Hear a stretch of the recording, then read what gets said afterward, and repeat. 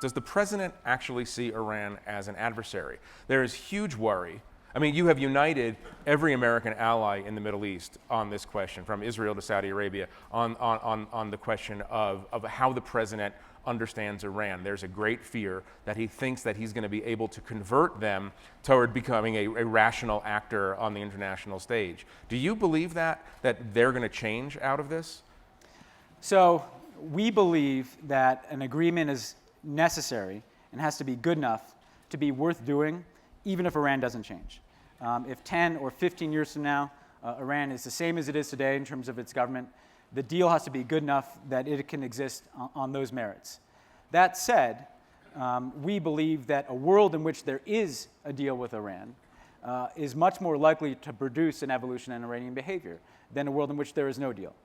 In fact, to take some of the criticisms, if the notion is that Iran has been engaged in these destabilizing activities under the last several years when they've been under the pressure of sanctions, well, clearly sanctions are not acting as some deterrent against them doing destabilizing activities in the region.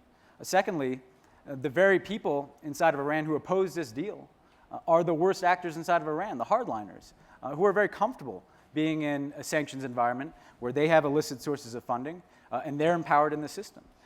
There is an Iranian populace that clearly wants to move in a different direction. That's why they elected a different type of candidate. That's not to say we're not going to have profound differences with President Rouhani.